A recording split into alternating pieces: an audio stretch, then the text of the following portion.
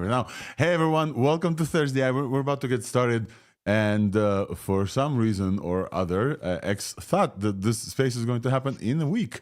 Well, we're also going to be here in a week, but we're here now as well. So welcome everyone to ThursdAI for January 9th. We're about to get started in just a few minutes, and we're going to have an exciting show with two returning guests to ThursdAI. We're going to have a chat with Vic from Moondream about some exciting announcements from Moondream. That's going to be awesome. And we're also going to have a chat with Graham Newbick, also a friend of the pod, also a person who's been here before, back when all hands were blowing up and Open Hands was blowing up before All Hands was even a company, I think. And that back then it was called Open Devon. And since then, a lot of stuff happened, and I want to catch up on all of those stuff. So both conversations gonna happen later on in the show. We also have quite a lot of updates for this week. Not a huge big company week, not a huge one, but definitely it feels like I see our friend Swix here in the audience. What's up, Swix? If you guys follow the AI News newsletter, as you well should, he sent one yesterday, the calm before the storm, and I definitely feels like the calm before the storm as well. So we'll talk about the open source stuff. I found something definitely very exciting yesterday for the R math from Microsoft. Just literally, I think it was like late night yesterday. So we're going to get started with all of these very, very soon. Meanwhile, since a little snafu with the scheduling happened, if you're on a Twitter space, definitely feel free to help us out by going on the bottom right corner where the comments are, and leave us a comment of what you think is the most exciting thing that happened in AI this week for you. Not only that, give us a little retweet while you're there. It would be very, very helpful for the algorithm, for the Twitter algorithm, if you boost the signal a little bit, so other folks will know that we're here. And yeah, we're gonna start in just 1 minute. Meanwhile, give us a little signal boost. Give a like, a comment, a retweet. The thing that helps, with the algorithm, Wolfram, I don't know if you know this, if you share it in a DM with friends, apparently algorithm also picks it up. So if you don't want to go public with the fact that you're a ThursdAI listener, although why wouldn't you? Sharing it with a DM with a friend also apparently gives a boost signal and doesn't expose you on the algorithm. So also you can do that. You can DM it to me. If you want to DM me a link of ThursdAI, please do. That's a very easy way to also boost the algorithm. We're gonna get started in just 1 more minute. We have an exciting show, and yeah, I'm excited. 1 more minute, folks, and we're gonna be here, and we're gonna get started soon.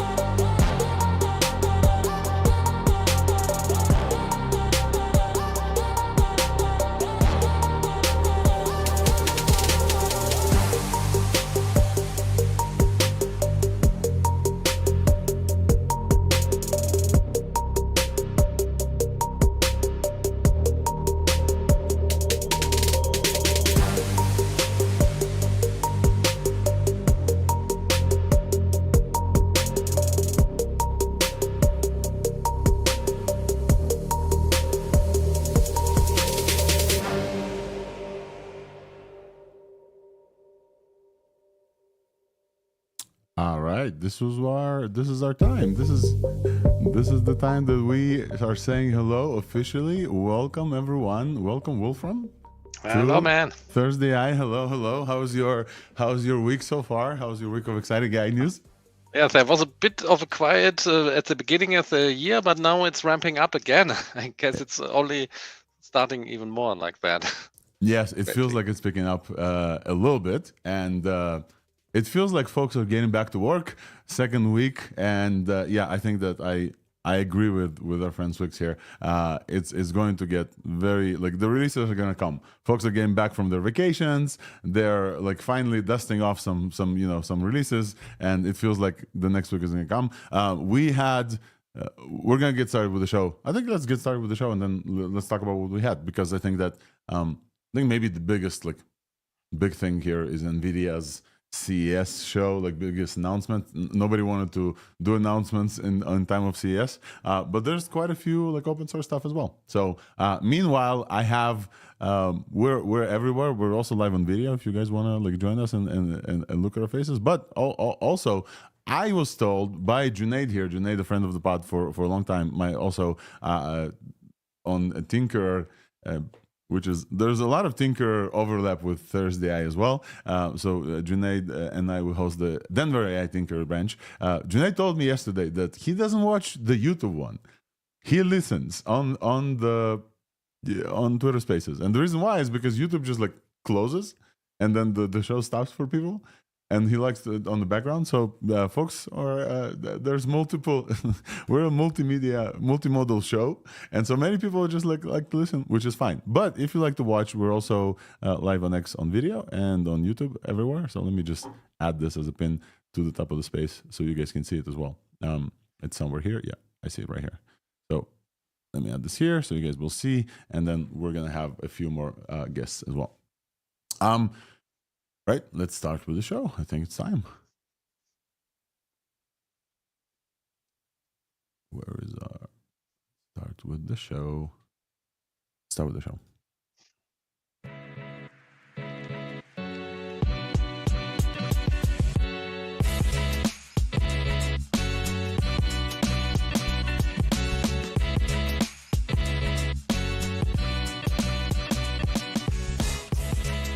Welcome everyone. Welcome to ThursdAI for January 9th. January 9th, second week of January. My name is Alex Volkov. I'm an AI evangelist with Weights and Biases. And I would like to welcome you. The show is sponsored by Weights and Biases, of course. And with me here, we have Wolfram Ravenwolf. Welcome, Wolfram. Hello, greetings to everyone. Hello. Have a great week. And a good show. Thank you. Thank you for joining. Always, as always, we're going to have a few more hosts as well. And we're going to have an exciting show today because we're going to talk about everything open source.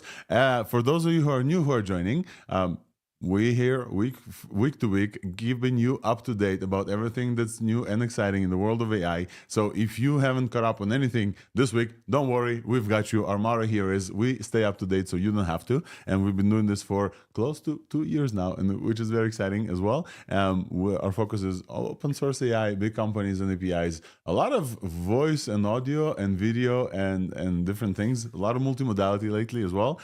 Recently we have agents. So I see our friends from Qwen here in the crowd as well. Shout out to João, who we had a great conversation with last week. So if you haven't listened to this, I encourage you to listen to our chat with Ro. Everybody's talking about this year is being 2025 is being the year of AI agents, and if you don't want to miss our conversation with one of the leading, if not the leading, agent framework and company Qwen. So if you haven't listened to that, last week was a conversation with Ro from Qwen, and this week, I think there's a few other agent news as well. We are going to have 2 interviews today. Hopefully, the stars will align as always for those conversations. If you are new here as well, you should know that this is a live recording of our podcast, and the podcast is an actual podcast that gets released everywhere where you get your podcast. So just search for ThursdAI on everywhere where you get your podcast, Apple as well. If you already know this, you can support that podcast, and it's very easy. It's free, but you can support it by leaving a 5-star review everywhere that you get your podcast. It really helps folks discovering this. You also can get it by just subscribing to ThursdAI.news on the Substack. Yeah, that's it. I think that's the intro, basically. And we're here from week to week. The only other thing I will say, if you're tuning in live on the Twitter space, you can see another co-host besides Wolfram. It's the square, very colorful logo that's called Weave. Weave is the co-sponsor of the show. Weave is a LLM observability and evaluation tool from Weights and Biases. Those of you who follow the show know what Weave is all about, because that's all I keep talking about, which I actually love. Listeners of the show, I want to shout out Dan Max specifically, listening to the show, using Weave, and then talk about this. So more of this, please. Listeners of the show who like Weave and talking about this publicly, that's great. But Weave is all about LLM observability and evaluation. I will give you more news about Weave following down the show as well. So with that intro, very long intro this time, Wolfram, let's start with the actual TLDR of the stuff that we have to talk about, because there's quite a lot. Let's start with the TLDR, and we'll dive into everything. The usual way we do this is we run through super quick of everything that we're going to talk about this week, and then we basically start with open source and keep going from there. And then at some point, we're going to get joined by two guests this week. One of them is going to be, I keep saying Vic Moondream, but no. We're going to get joined by Vic Korapati from the creator of Moondream. Vic has been on the show before. He has some exciting announcements today. And also, hopefully, if the stars align, we're going to get an interview with Graham Newbick. Graham is an associate professor at CMU, and he's a co-founder of All Hands AI. And All Hands has a working product called Open Hands, and Open Hands used to be Open Devon before. And I'm very excited to chat with Graham about that, because that's super cool. Right, so let's do a TLDR. In open source LLMs this week, we have finally, Wolfram, Microsoft decided to give us what they promised us a month ago.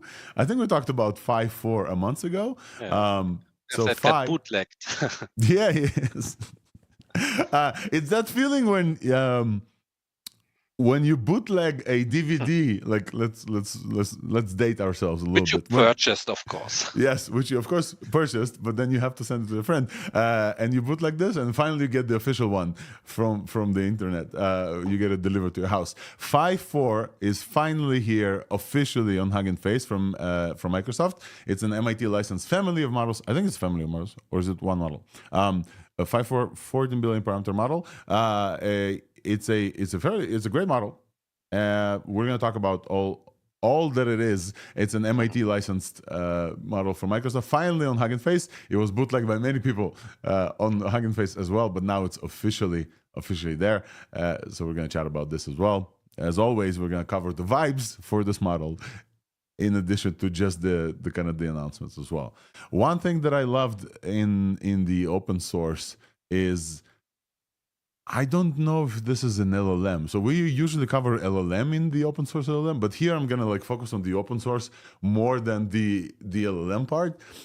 Prime Intellect, which we know from kind of they help train a bunch of stuff. They together with some folks from USC released MetaGene 1, which is they call it a metagenomic foundation model.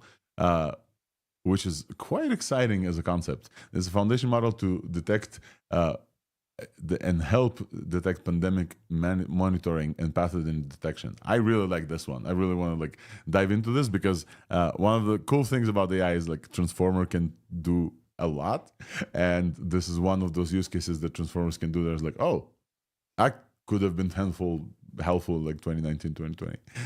And one last thing in open source. Literally from, not last thing, probably Wolfram, you have some more, but from yesterday, I was blown away by this paper. It wasn't released. The GitHub is still down. Some folks from Microsoft released something called R-star math. It's a paper that says making small LLMs do math better than O1 with Monte Carlo tree search. Basically, they have found a way to take Qwen 2.5 and Qwen 7b, and turn it with some Monte Carlo research process, run it on AIME 2024, so competition math, and beat the score of O1 Preview. Remember O1 Preview came out and blew everyone away with like, hey, this LLM does competition math better than everyone. So these folks from Microsoft said, hey, we can do this with Qwen, 7 billion parameters. It's absolutely insane. So would love to chat about this. And absolutely like a great paper as well. GitHub is still 404. So this is an open source. Wolfram, any other things in open source this week that I missed? Just LLMs or? Just, yeah, like in the area of LLMs and other things. I like voice and audio. I have some points, but I sent them to you and they are coming later. So Yeah. in this area right now, I don't think so. We will talk about Phi, of course. Yes. That is the biggest news in that area, I think. I think Phi is the biggest one. We also have some-ish updates from NVIDIA, but those are the next one. Moving on to big companies, the stuff that we're going to talk about in the big companies area is, let me actually share the screen so that you guys will be able to see what I'm talking about. Because why actually not?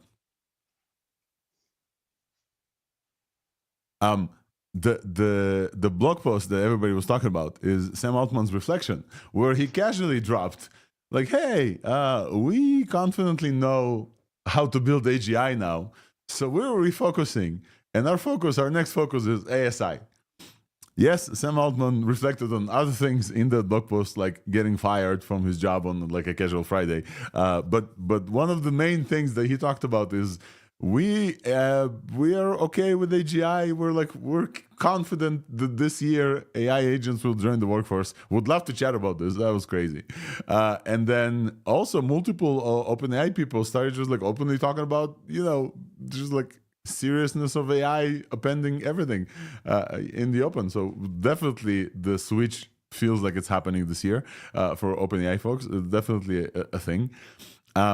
NVIDIA's, in the big companies, we have to talk about NVIDIA's big show at CES with the releases and some updates from NVIDIA, including Project Digits, a new compact supercomputer priced at $3,000, which is insane. Which, if any listener of ThursdAI, by the way, thinks that this show is important enough to support such that they want to send me an NVIDIA Project Digits, I will DM you my address so that if you want to support me with the Project Digits, I will DM you my address if you want to send me one. It's a supercomputer that runs a Blackwell super chip that is supposedly can run a 200 billion parameter model LLM locally on your desktop. It's crazy.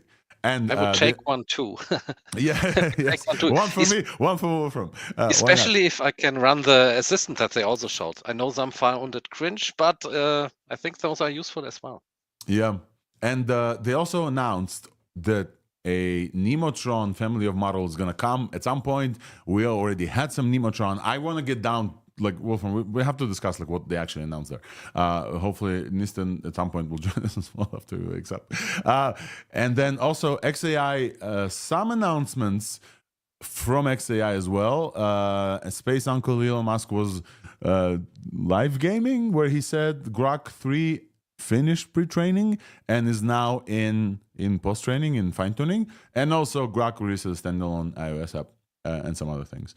In this week's Buzz category, where I talk about weights and biases, the updates about weights and biases, our course, our evals course, our amazing evals course is live. You can go and take it now. Last week it was not live. Now it's live. It was released yesterday. It's great with Paige Bailey from Google and Graham Newbig, the guy who I just talked about from All Hands. You see how the connection is made?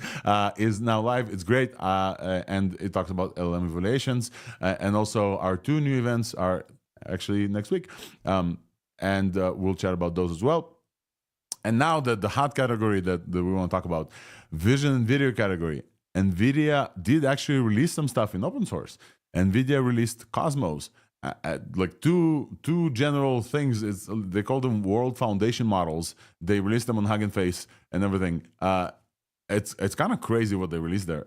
So we're going to talk about those. They call them World Foundation models. They have like text to world and video to world. They generate physical AI for robots, simulation for robots. It's like a whole thing. So we're going to talk about those, and then also upcoming Moondream announcements from Vic that is going to join us and talk about Moondream announcements. And definitely, we have folks who are saying NVIDIA Cosmos is fire, and I agree. I think it's super cool. NVIDIA also had some announcements about agent frameworks and agent running frameworks, and it was very cool to see a square behind Jensen. Jensen stood, and there was like a big. All right, we're gonna talk about this. We're still in the TLDR space. Voice and audio, which is a favorite category of ours that we cover because we just love this. I think Wolfram, this is a you and I's passion, just generally. You just told me about Kokoro, so maybe you say about this one super quick. Yeah, so that is a model that I saw the announcement yesterday on Reddit, and it has been online, I think, a little longer. But it's a small model. It's 82 million, not billion, just million parameters.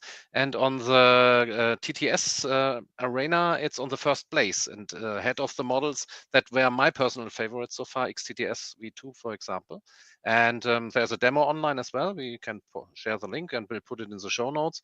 And it is definitely a great model in multiple languages, English, I think, yeah, French and Chinese and Korean, not German, unfortunately, so please, but definitely one to check out because it's small, it's great quality, and I think it's very important when you want to do TTS locally.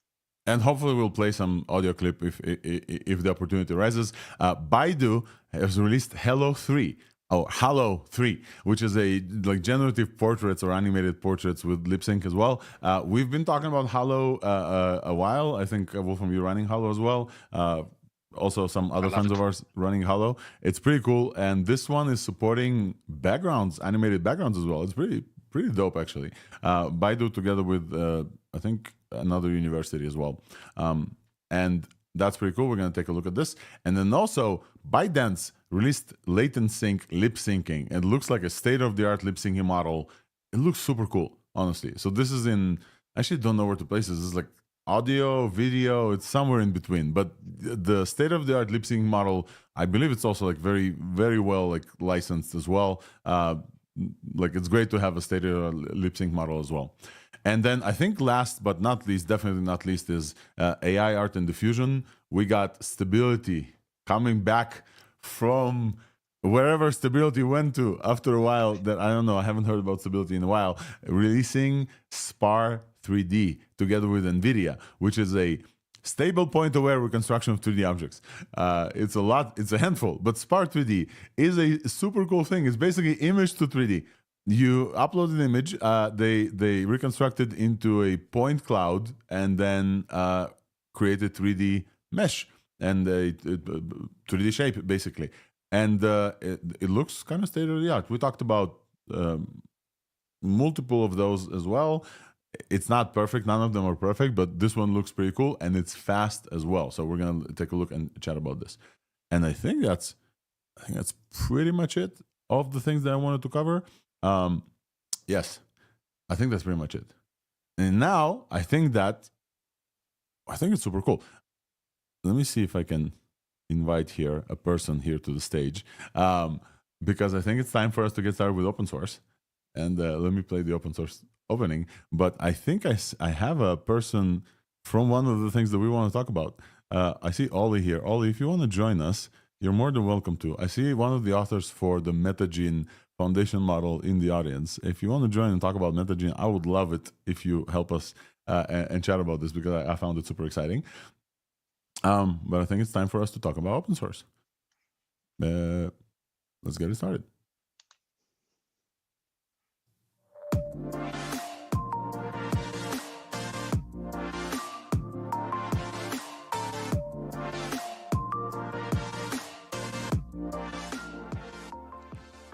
Open source AI, let's get it started. Alrighty, folks, we are live with open source AI, and let me set the stage for 1 second.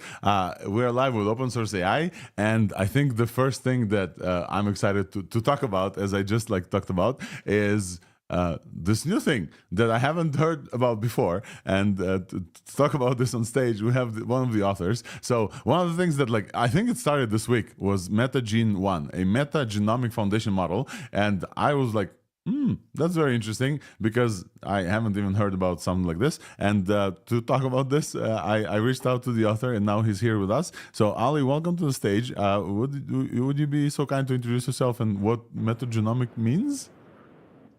Sure. Yeah. Hello, everyone. My name is Ollie, but I usually go by Oliver. It's kind of the other way around. So I'm currently a PhD student at University of Southern California, but I'm also visiting the Simons Foundation to work on multi-model foundation models for science. But this is a collaboration primarily between USC and Prime Intellect. So what we do is that so we've read about reports from COVID time that, hey, there's a lot of interesting things that it can do to monitor pandemics by monitoring the environment. And a very interesting way to think about it is that if we can build a foundation model that can effectively captures the dynamics within the environment, and that'll be interesting.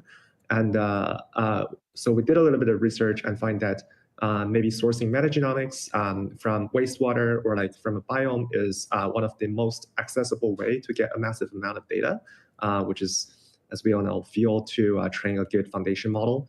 So we collaborated with some partners from MIT, from University of California, Irvine, and University of Missouri to collect data from wastewater sites. We have like about 15 trillion base pairs, but we only train on essentially 10% of them. And we've also mixed in some multi-species genomes and pre-trained a 7 billion parameter foundation model. And the model works pretty well outside of the box for this type of anomaly detection tasks, and also seems to be pretty capable, which we find to be pretty surprising on a lot of the zero-shot embedding performances on data sets or distributions that the model has not seen so much before. So yeah, we're pretty much excited about it, and we're collaborating with some domain scientists to expand the anomaly detection framework and all that. But yeah, super excited to be here as well. So thank you for joining us. How often is transformers used in this field? Is this new? Is this like fairly standard? What is the novel kind of contribution to this field from what you guys are training? Is this just like a new attempt at collecting data that you guys are releasing? What's the open source angle? Give us some exciting details about what you guys were able to achieve, and also why only 10%. I know I asked you like 17 questions, but feel free to choose any one of them and just give us some answers. For sure. Those are great questions. So I think the first motivation is that genomics, using genomics to pre-train foundation model is not new in a sense that there's a lot of people that has been doing, for example, genomics research that uses, for example, mammalian genomics to pre-train a model. But I think our model differs in a sense that our model is, I think, in its current state, the largest model out there. And the other thing is that our model is, I would say that one of the few decoder-only models that are being used. So that comes with a lot of benefits. So I previously worked on things in mechanistic interpretability, and find that essentially there are a lot of things that encoder-style models doesn't do well as much as decoder-style models. And we've just wanted to give it a shot and see how it does. It actually performs pretty well, even on embedding-style tasks, which we're pretty excited about.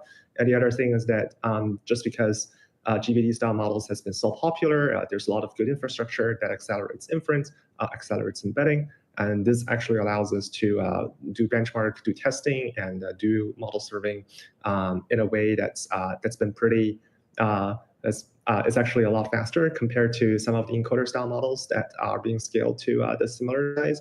And I guess the third thing is that this will serve as a foundation as we're talking to some of the other collaborators, providing us different distributions of genomics to continue to pre-train a model, as we've seen the model to perform quite well on many new types of distributions, so that we're trying to aim it to build a true foundation model that not only incorporates metagenomics, but also other types of genomics from mammalians and stuff. So yeah, we're pretty excited about that. And in terms of why 10%, I guess that's more of a compute constraint, that we only have like for example, XYZ amount of budget, and this is like the total amount that we can train on. But still, it is about 1.5 trillion base pairs already. So the model can only continue to grow with more data. So there's more data there. You just need more compute. Is that what I'm hearing? Exactly. Awesome. Yeah, it's like kind of like an academic thing that we apply for grant, and we try to train a model, and this is like the only thing that we can fit on our budget. But so magical things happen when folks come to ThursdAI. They ask for compute, and compute appears. So feel free to like reach out and ask the community. It may help. I want to ask about, you know, like one of the things that one of the benchmarks that you've tested for is human microbiome benchmarks, human virus benchmarks. Can you talk about those benchmarks? We don't often talk about those. We talk about like human eval and MMLU and like LLM benchmarks. What are those are looking at? Is this pathogen detection? Could you explain this to some folks who are like never heard about like what this model is trying to achieve? This whole field is new to most of us. So like be patient and explain to us like what are those benchmarks testing for? Is the ability to detect a virus in a like environment? Yeah. Those are great questions. So in the beginning, so I also come from more of an LLM background where I just thought that applying this type of technology to bio or other domains would be cool. So I decided to give it a shot. So there are essentially 3 sets of benchmarks that we've collected. The first one is probably the easiest, but also most relevant to our interest is pathogen detection, meaning that when we train a model, we only train on 10% of the data. And when we're doing evaluation, we just select some of the wastewater samples that are collected outside of our training data from a different time frame, from a different location, sourced from a different sequencing technology. So this type of sequencing technology can essentially give you like some different estimates or reads of ACGTs so that the distribution could vary a little bit. And then we run it through some classical pathogen detection pipeline, which is essentially like some dictionary mapping kind of approach where it says, okay, so if this type of sequence maps to some notion of human infecting virus, such as COVID or other types of viruses, then we'll just flag it as 1. And if not, if there are other types of genomes or non-viruses, which is labeled as 0. So essentially, this is a binary classification data set, and it's designed to assess whether a model could perform in a data efficient way, transferring to different types of distributions for performing pathogen detection. So that's the first benchmark. And the second one is to essentially evaluate the general embedding capability of our model. So for that, we really just take a zero-shot approach. We scan through the internet and see what are some of the available data sets that has labels from genomics attached to it. And what we do is just that we label, so we pass it through MTAB. So this is the LLM benchmark that evaluates the embedding capabilities. So we essentially build a fork on top of it and just feed our model as well as some of the leading other models such as nucleotide transformer, DNA BERT to it. And since like our model performs quite well out of the box, even if the distribution has not been seen during pre-training. And the third one is more on the mammalian species or multi-genome classification tasks that's collected by a group of experts previously from nucleotide transformers, as well as from Northwestern, who authored on DNA BERT2.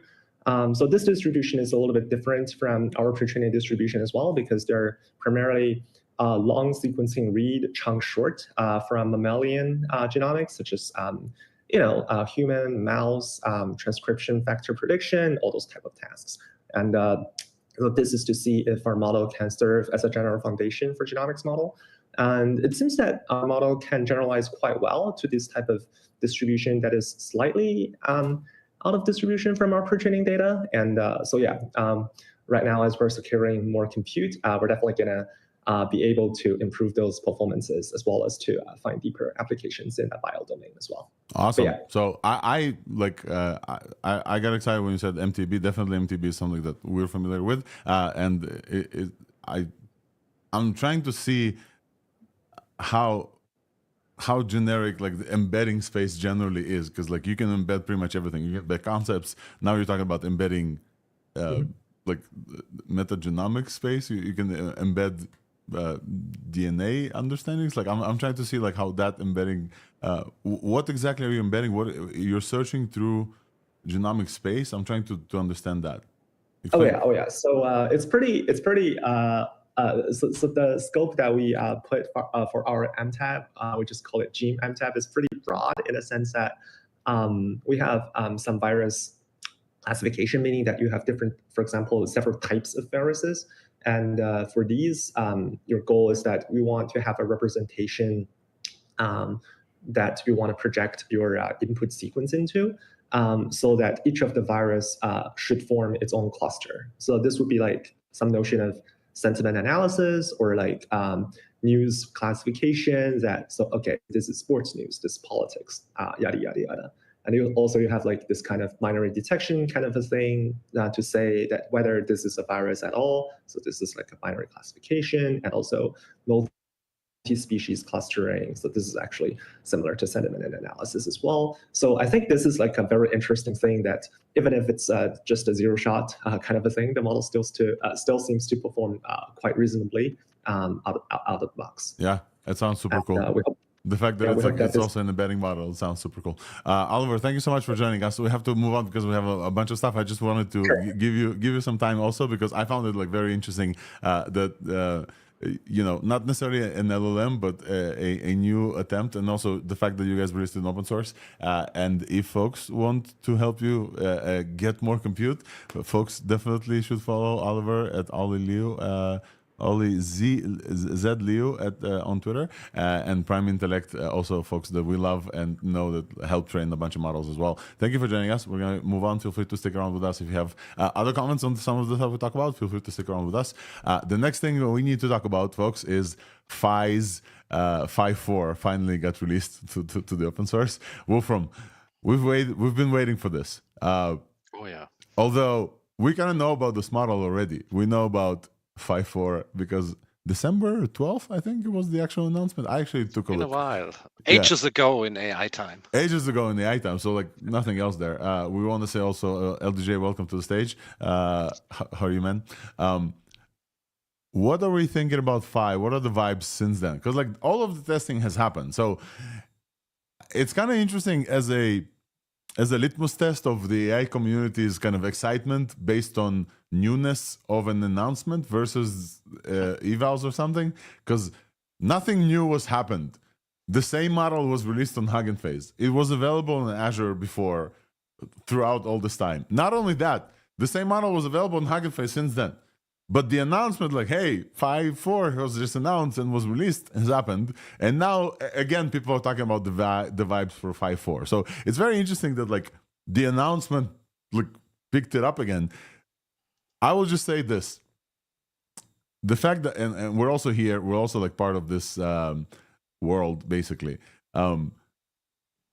There's so many models. There's so many like choices to choose from that even just an announcement from a big company, a big name, a familiar name, creates a interest spike for folks to just go and test something, despite that something may not be as good or as bad as something else. Like, is this better than Qwen or DeepSeek or whatever in the comparable size? I don't know. Is this important? Maybe, but the fact that this model was out for a month and now it's only on Hugging Face, is it newsworthy? Probably. I think the only thing that matters to me is MIT license. I think honestly, like the fact that now we know for a fact that you can download this model and use this, whereas previously it's bootlegged and you couldn't know necessarily that you could use this in context. I think this is the thing that I want to actually report on, folks. Alex from ThursdAI is now telling you officially 5.4 has been released on Hugging Face with an MIT license. That means you can use it for commercial license, for commercial purposes on your products on production.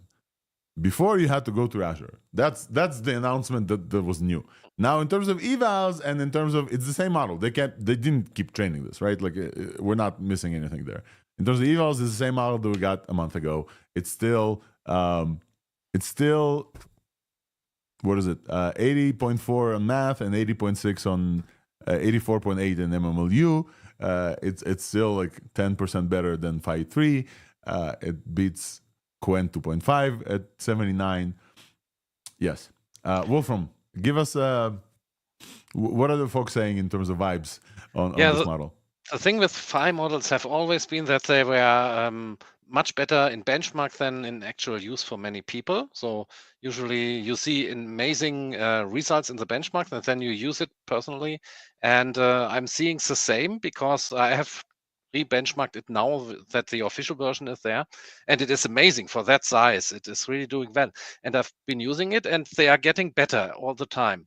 So the last Phi 2.5, that was not as good, of course. It's the advancement. So the new one is much better, and in German too, which is amazing at that size.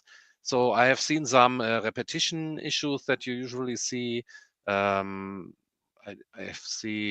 made some notes about the problems. Temperature is a big aspect of that model because it reacts very very sensitive to temperature. If you put it at 0, you get a lot of repetition. If you put it at 1, it is in my tests it has been very crazy in a way. So you have to fine tune and balance it that way to find the proper things. And I think it's worth checking it out, definitely. And it's a good thing that a small model that many people can run is open source and available, and it's doing so well. But you really have to, as always, benchmark it for your own use cases. Don't just go with the scores.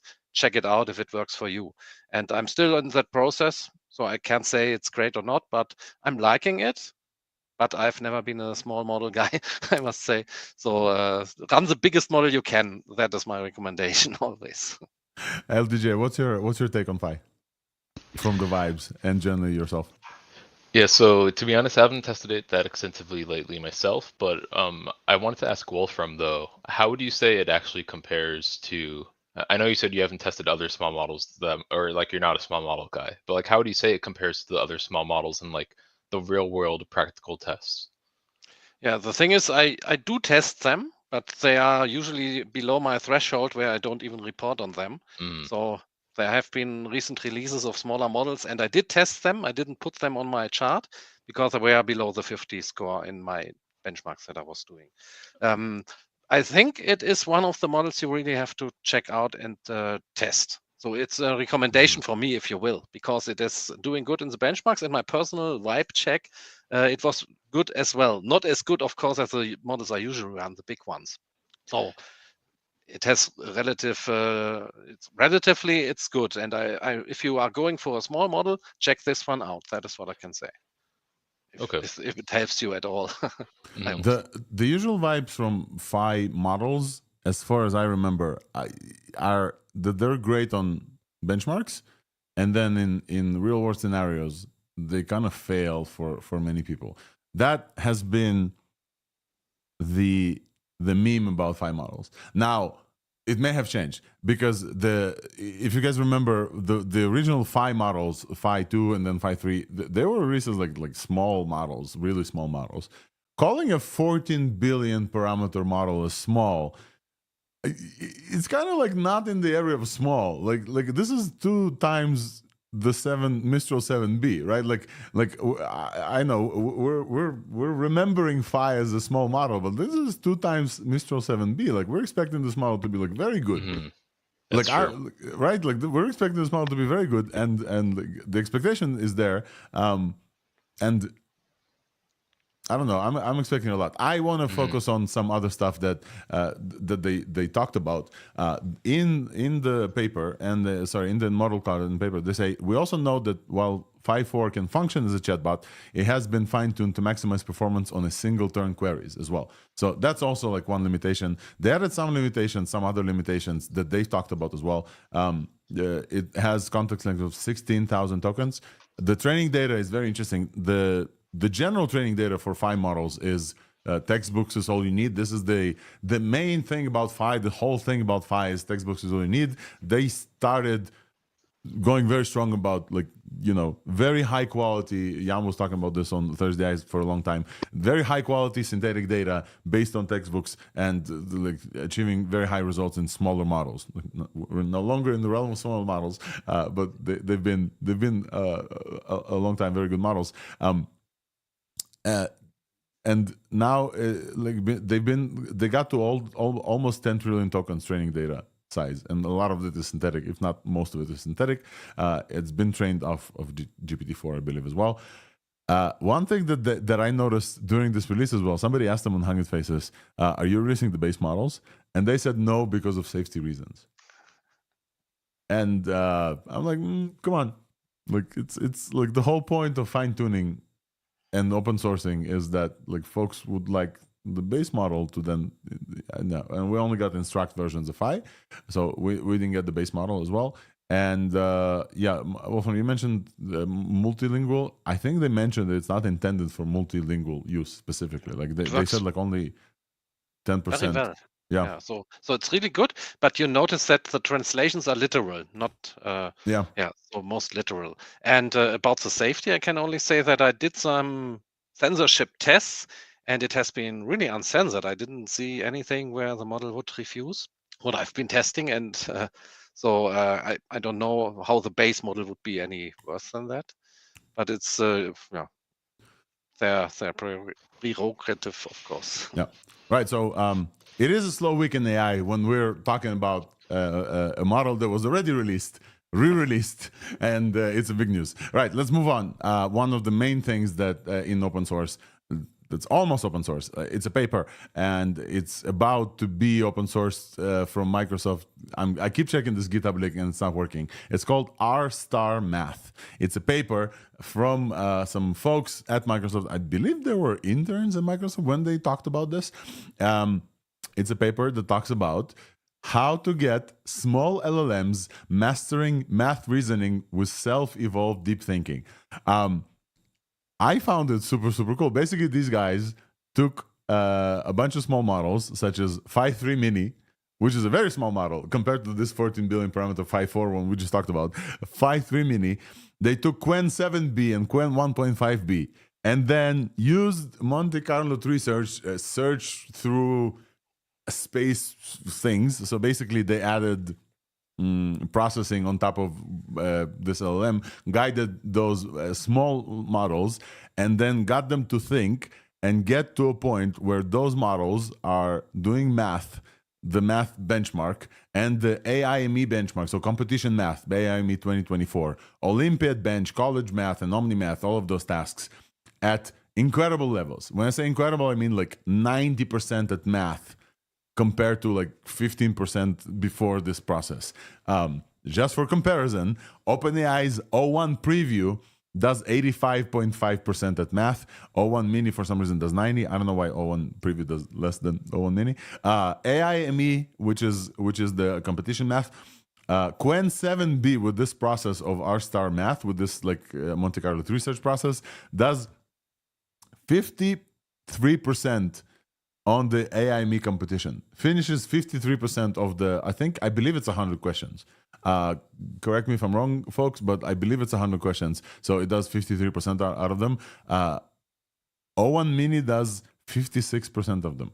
So this 7 billion parameter model, Qwen 7B, I don't actually know which Qwen this is, but it's a 7 billion parameter Qwen with this process does as well as a reasoning O1 Mini, which came out like this is crazy to me. It just came out like yesterday, and I'm thinking that whereas 5 months ago we were like, oh, LLMs can do math, and then OpenAI came out with reasoning models that can like solve math basically, and people were like, okay, math is solved. And now basically we're saying small LLMs with some sprinkled Monte Carlo research can do math as well. I found it like still incredible. Hard to believe. It's still absolutely surprised. hard to believe. LDJ, what are your thoughts on this? Have you seen this release? Yeah, I checked it out, and to address the O1 Mini thing, it was confirmed by OpenAI that O1 Mini was trained on more of a distribution of kind of being more narrow to STEM, so like math and science and such, while O1 Preview and O1 is kind of meant to be more general. So it makes sense that O1 Mini is kind of winning in some math things there. Oh, you mean but why yeah, Mini I think this versus is Preview? impressive. But also props to Qwen. If you look at their benchmarks for, sorry, I think you lagged a bit. Can you repeat that? Yeah. Sorry. Go ahead. Okay, yeah. So in the benchmarks for the paper, they also show Qwen and how like that's already also like pretty much comparable the 32B QWQ model from Qwen. Yeah, like that's also around like O1 preview, O1 mini level. And yeah, I think the main interesting thing here is the fact that they were able to get this 1.5B model in this paper to like around such abilities. So yeah, that's probably the most impressive thing. But it seems like Qwen and others are not too far behind here and working on similar methods. Yeah, this process. So the hope is, and the reason why we're covering this in the open source kind of area is the hope is that this is going to get released. I don't know, soon at some point. But when these folks released it, the paper has a link to GitHub. That GitHub does not exist yet. Which is kind of sad. So someone I think replied to me and said, "Hey, can you access the GitHub?" And no, it's not there yet. So the jump from in Qwen 2.5 from 58 to 90. This is the jump with this process. And in Phi 3 Mini, 3.8 billion parameters. 3.8 billion parameters. This is the model. The jump in this math benchmark is from 41% to 86% with this competition. Which is absolutely incredible. One thing that they've mentioned in this paper that I also wanted to talk about is this: the emergence of intrinsic self-reflection capability. So one thing they mentioned is in reasoning models, when the model makes an error, it recognizes the mistakes and can self-correct with the correct answer. One of the reasons one of the reasons why reasoning models are like so good is that like it can backtrack as it in the process of thinking, right? Like in the chain of thought reasoning, the reasons why the chain of thought is so good with LLMs that you instruct it like, hey, think about this step by step, like solve your reasoning, etc. So the experiment said they unexpectedly observed that their like MCTS or Monte Carlo Research MCTS driven deep thinking exhibits self-reflection during problem solving for these models that don't actually have this ability. So neither of the small models that they use for this have this by default, and because of this like deep thinking process that they have, again, this is not the model itself. They don't train the model. This is an additional process that they have on top of the models. They found this emergent property somehow. I find it super cool. We're waiting for the code, and then we're gonna test it and see if this is replicatable, and if it is, it's gonna be super cool. LDJ, go ahead. Yeah, I remember Nathan Lambert from, I believe, Allen AI. He also mentioned in his blog post about some of the previous work or recent work they did around like Tulu v3 that some people heard about and some other things. Yeah, we talked about Tulu. Yep. He noticed that when they let the reinforcement learning, like their reinforcement learning process, keep going for longer than they would usually run it, it would also actually develop, like without any extra inference mechanisms or anything, like just within the chain of thought, it would develop this like self-reflection of being like, oh wait, did I just say that? Wait, no, maybe it should be this. And you'd also see like that similar O1 type behavior emerge. So I think we're going to see more papers kind of showing these things emerging and caught naturally. So 2025 is the year of AI agents, but also the year of reasoning. I think we're focusing on those two, and I think that this one is very exciting. That Qwen 2.5 can do math at competition levels without like the reasoning thing. Very exciting. And I see Jun Yang, our friend, in the audience, and I gotta wonder what he thinks about this idea. I think that this is it on the open source LLM and general things in open source. Unless there's like more comments, folks, let's move on. We're almost at 1 hour. Let's move on to the other big companies, and then we can talk about some other stuff because we have a bunch of like NVIDIA stuff to cover.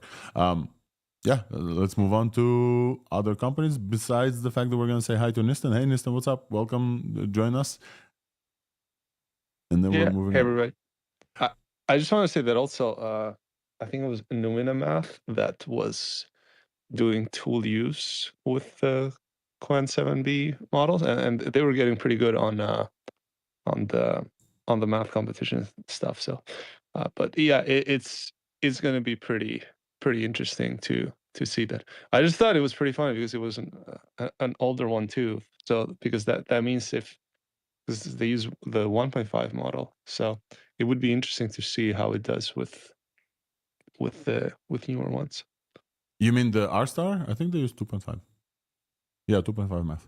They actually use 2.5 math, the kind of the mathy model. Okay, all right. Okay, so that one I think is limited to 4K context. Yeah. That's just the one thing to keep in mind. Okay, all right. All right, folks, moving on to big companies and LLMs and APIs. We'll start with the small potatoes about XAI as we give them updates. XAI released Grok as a standalone iOS app. That's it. That's the update. If you're not in the Europe area, it's only in US, I think. If you're on iOS, you can download Grok as a iOS app, including a widget. Why would you? Because the next update from Grok is that Grok 3 has finished pre-training. How do I know this? Because some of the folks who always retweet Space Uncle and they say things, oh, he just confirmed things, they confirmed it, and I went to try and find for you guys the source of how they know he confirmed it. And finally, somebody gave me the source. They are watching him game, and while he games, he sometimes answers chats. And so when somebody asked him when Grok 3, because if you guys remember, we were promised Grok 3 in December. Grok 3, the next iteration of Grok XAI's foundation model, is supposed to be one of the biggest base foundation models that's ever trained, 100,000 H100s. Grok 2 was trained on 15,000 H100s, right? So like almost 10x. Grok 3 is trained in Memphis supercluster, the biggest single supercluster in the world. So it's supposed to have been finished in December. It's finished training, and now it's in post-training or fine-tuning or whatever you want to call it. And we're waiting for it, and it's supposed to launch this month. This is the update. And the iOS app is going to probably support Grok 3 as well. So this is why you would download that app if you want the standalone, so you don't have to go to X to play with Grok. Although I do think, and I've been talking about this, Grok on X is actually super useful. I think it's one of the best integrations of AI into a thing that I know of. So it's really, really useful. I keep using this on like multiple posts. I keep clicking the XAI button, which recently changed from the little thing into their actual logo, and it's annoying. But besides this, sorry for the little rant. Nothing else about Grok. He also said Grok 4 and 5 are coming. People got super... Everything Space Uncle says, people go, breaking news! He said Grok 5 is coming. And I replied to someone's like, this means nothing. Literally, the breaking news of Elon said the name Grok and the digit 5 together means nothing together. Like, it means that, of course, it's going to develop. We know the chart is going to go up. We know this. We know, like, we know. But yeah. Unless he do something like OpenAI and renames and makes a new line of models. But I don't think so with this. It just means nothing, and then people get like algorithm hits. It's fine.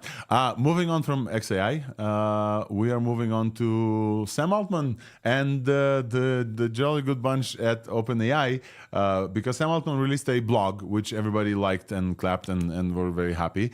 A blog that talked about his reflection about OpenAI. One of the main highlights of this blog was a very specific thing, where he talked about ASI, basically. Sam Altman said, we are basically confident that we are, that we're okay with solving AGI, and we know how to solve AGI, and we are on our way to solve, like, we're focusing on ASI at this point.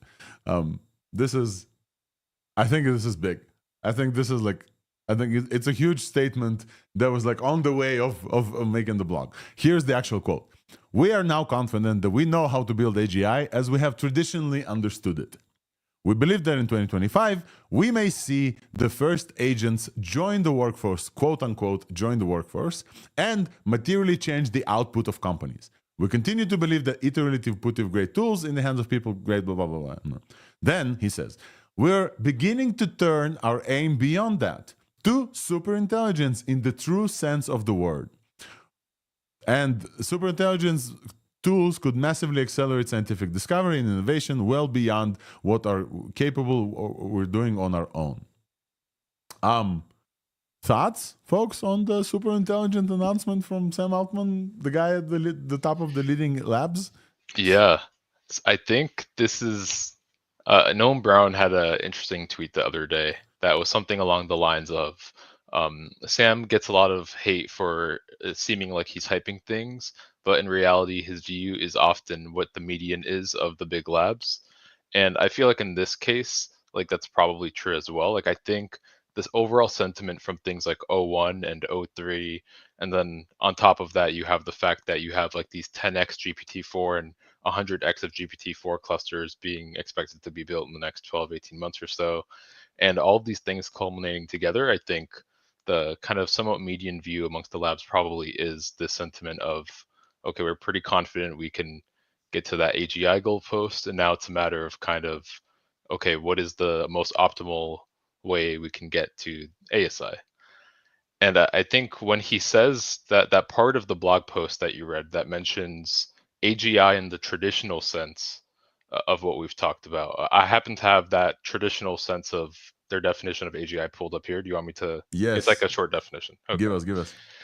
So this is their charter. I think it was originally published back in 2016, and this is still up on their website. They say AGI, by which we mean highly autonomous systems that outperform humans at most economically valuable work and benefits all of humanity. So from other people at OpenAI, like Karpathy and others, it seems like OpenAI also defines jobs as simply what's listed on the economically valuable jobs as what's listed in the US Bureau of Labor Statistics, which is like a pretty objective way of measuring it. But essentially, it sounds like you could just interpret this as like at least as good as like 51% of people and 51% of jobs, right? And I think that's like a pretty practical way of looking at it. And I think, yeah, it seems like we could maybe reach that in the next couple years. I will just say the one thing that I have to say about this, LJ, is that we also know, and we talked about this, that Microsoft and OpenAI have an agreement, whereas when OpenAI reaches AGI, then Microsoft has no longer claims to OpenAI's technology. And so because of that, they have a different understanding what AGI is. And that understanding is a system that generates $100 billion in revenue. And that is a completely different yeah, from what I think just personally, said. like, yeah, like for contractual reasons, I mean, when you really think about it, like obviously the point at which, like what I just described, the point at which that's achieved is probably not at the same point at which it's actually adopted in like 51% of jobs, right? Yeah. And like there's probably going to be a decent gap there. And it's like a question of how do you even know if the system you have is capable of doing 51% of jobs by those specifications, right? So I think it probably is practical to measure it in terms of like, if you do build such a system, I think it is reasonable to say that OpenAI would then or should then be able to make $100 billion like sometime soon after. And so I think it's pretty fair. So I agree. Moving on, or sorry, I guess moving back to what we talked about in terms of ASI movement, the move towards talking about ASI is not only from Sam, though Sam started this. He started this with like a 6-word story where he said, near the singularity, unclear which side. That's what he posted about. And then a few other folks from OpenAI started talking about some stuff. Joshua Akiam, who leads model alignment, the product alignment, said, the world isn't grappling enough with the seriousness of AI and how it will upend or negate a lot of the assumptions many seemingly robust equilibria are based upon. And then another person, Stephen McAleer, said, I kind of miss doing AI research back when we didn't know how to create superintelligence. I'm going to say this again. I kind of miss doing AI research back when we didn't know how to create superintelligence. Does this mean they know how to create superintelligence and we're just waiting for this? Remind you that Ilya left and created Safe Superintelligence Inc., SSI Inc., and essentially he knows, he says like he knows, he has a straight shot at superintelligence as well. And now folks are... Yeah, sorry, go ahead. But do you know, there's a big difference between knowing how to do something or that you should do or what you can do or someone could do and being able to do it. So I think saying, okay, we know how to do AGI, let's concentrate on ASI is a bit of a premature move, I would say, because there is no AGI available to us, at least yet. And they haven't released that. They haven't done it yet. Maybe they know how to. But as we all know, when we work with AI, we often get the 80% instantly. And then the remaining 20% to get where we really want to go, that is where the whole work is. So maybe they are at the 80% and say, okay, just 20%, we can refocus. But the last 20%, that is where we really have to do the integration and use the tools that are there. The puzzle pieces have been there already. We could have built it yet, but nobody has fully built it yet. So yeah, they should probably finish what they started first, is my opinion, before they refocus. All right, I think, folks. I think I like how everyone here talks about AGI and then goes off to troubleshoot that NumPy dependency by hand again. I troubleshoot X space issues specifically myself, but yes, NumPy dependencies and CUDA dependencies. Folks, we're moving on from ASI to very realistic, like specific things. Although we do have breaking news as well, so we're gonna start with those. I will add our friend Vic to the stage. What's up, Vic? Welcome. Hello, how's it going? Hey, how are you? Second time on the pod. Feel free to join our Twitter space as well, so folks can follow you from Twitter. Meanwhile, we're gonna announce your breaking news very soon. We need to cover the NVIDIA stuff super quick. NVIDIA had a whole thing on CES. Jensen came out. Very, very important news. Jensen came out in a new leather jacket that looked ridiculous, ridiculously cool. Sorry, folks. Don't cancel me. Ridiculously cool. Ridiculous was not the right word. It's like when sick means something good. And so it looked ridiculously cool. And he came out with this like big ass shield type thing that looks like a DGX, whatever. And then NVIDIA announced some cool things at the CES announcement. And specifically, I want to talk about a few of them. They announced, say, a range of consumer video cards. I don't know if it's like super important to talk about them. The only thing is that the bottom 5090 is, I think, performing as the top 4090. I think that's the only like shout outable thing that's important. Also important, like 90% is AI generated. Like we're going towards every pixel you're going to see is going to be generated, not rendered. He's been talking about this for a while.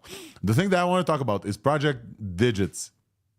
Is a compact AI supercomputer that they've announced that is going to cost $3,000 and Project Digits, let me show you to you, and is going to cost $3,000 supposedly, the base entry. Probably the other one is going to cost probably more, and it's quite something. It's going to be powered by the GB10 super chip on the Grace Blackwell architecture, and it's supposedly going to run up to a 200 billion parameter LLM on your desktop. Isn't that something? We are over here at ThursdAI talking about, hey, small models, local models running on your machines locally, on your Macs, whatever. Jensen's like, hey, here's a thing for 200 billion parameter models that you can run on your Mac, at your home.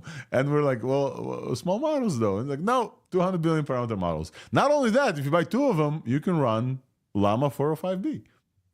At your home, which is crazy. Thoughts, folks? Wolfram, you're gonna buy one? I want a couple. I built my own AI PC and I put two 3090 GPUs inside, but systems that you can stack and at work as well for local use in the company. A bunch of those would be perfect for a local data center. It's crazy, right? Vic, what you think about those? It's pretty nuts. I'm curious what the power requirement is going to be, because if it's anything near reasonable, I'm going to be spending my life savings purchasing these devices.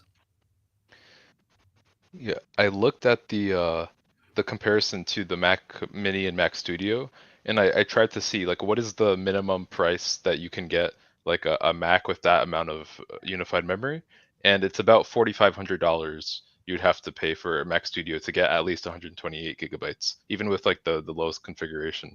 So I think this looks like a really good like Mac Mini and Mac Studio competitor, basically, especially since the bandwidth, they didn't announce the bandwidth yet, but me with some other friends, we kind of speculate that it's probably around the M4 Max bandwidth.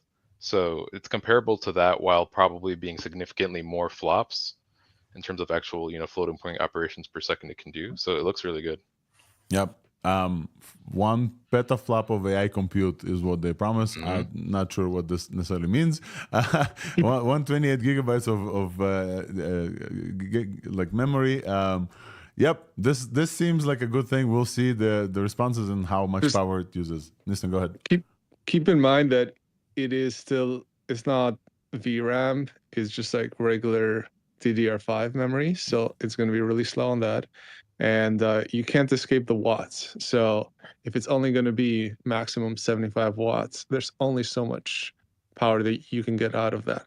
Yep. Now, on that hand, these things are going to sell out completely because it's the cheapest NVIDIA GPU that you can get with 128 gigs of memory. And the CPU side, nobody really cares that much about it. I just want to say that like on the H200s that have an ARM CPU, there are some problems with the drivers, but again, this thing is coming out in 6 months, so it's going to be likely well supported by that.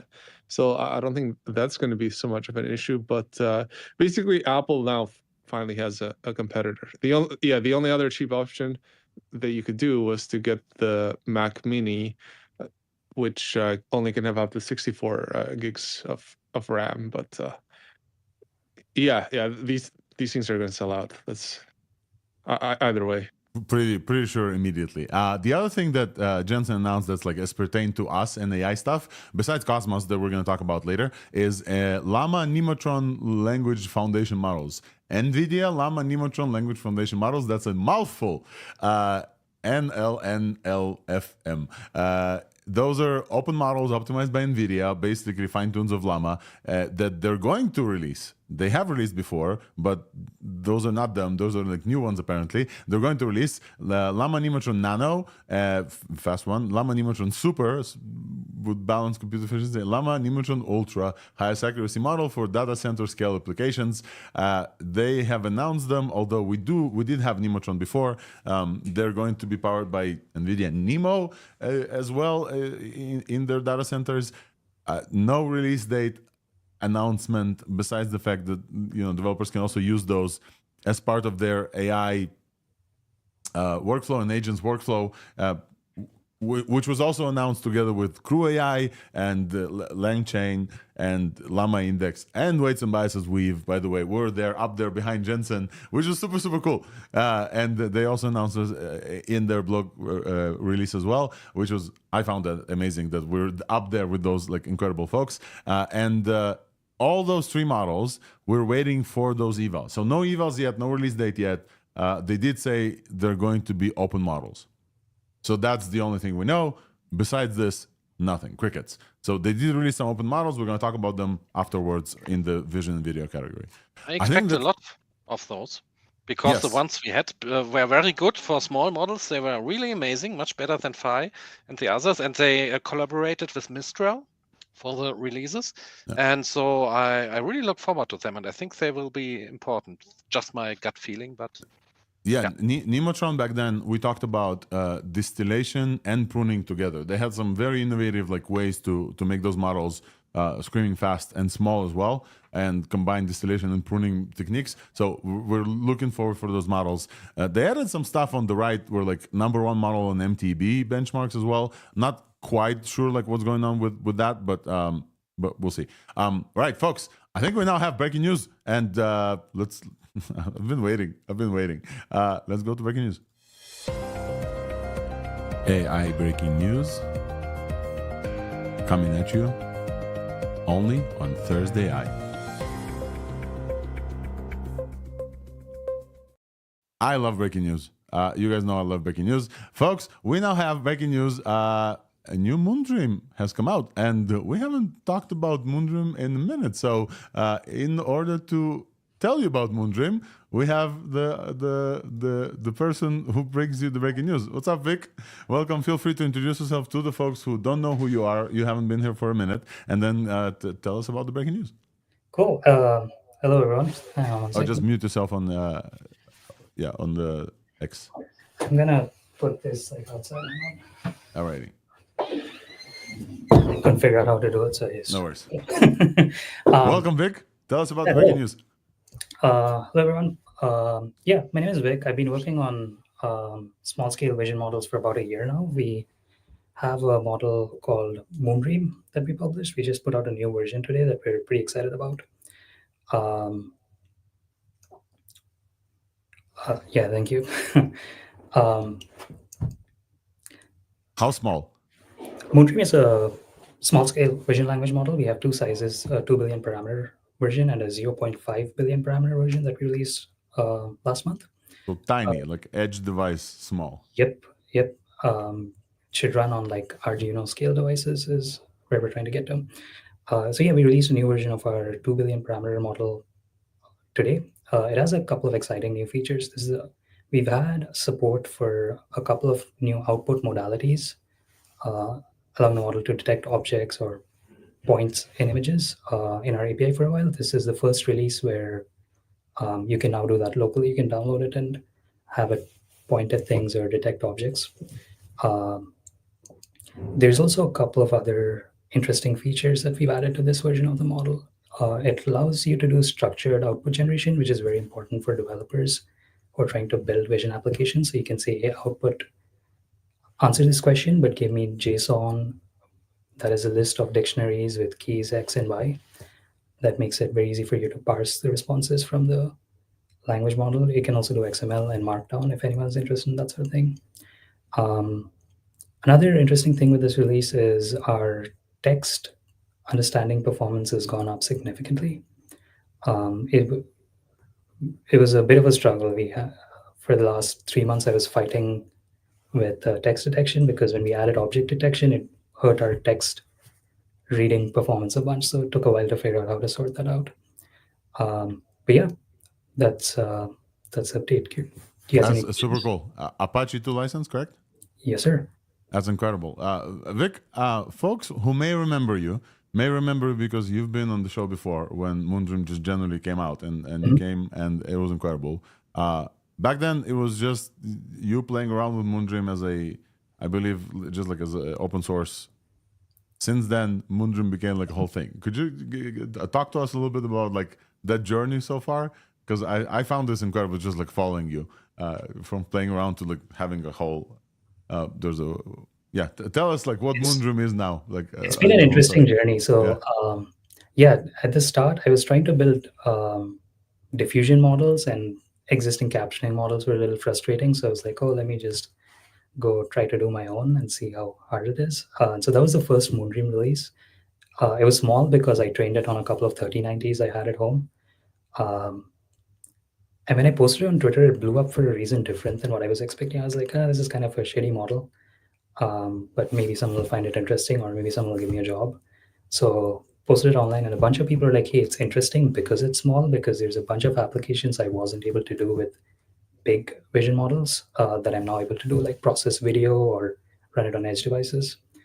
So I decided to like spend a couple of weeks / months continuing to work on Moondream, and yeah, it's turned into a company now. There's 7 of us working on building this, as well as services to help you fine-tune it, deploy it on edge devices, etc. It's incredible. So from playing around, now there's a company called Moondream, and you guys are building services around this, and now releasing other open source models, a continuation of Moondream as well. That's incredible. So what are the new capabilities? Tell us again. So pointing as well. I saw a cool gaze detection thing. Could you tell us about this? That I found like super cool as well. We don't have it on our demo here, but there's a Hugging Face. If you search for Hugging Face Moondream account, you'll be able to find this demo. But it's there was another model that came out called Gazelle, Gaze-LLE, that I found really interesting. It basically lets you take an image. This is it. So lets you take an image and say, hey, where are the people in this image looking? Super cool. I think there's a lot of applications, especially in sports and distracted driving, etc. But yeah, since we already had our point detection feature, it was like relatively straightforward to go in and add the feature to the model. And it's interesting how well it worked with very little training data. Like there was zero tuning done over here, no augmentations, etc. It's just the model just learned.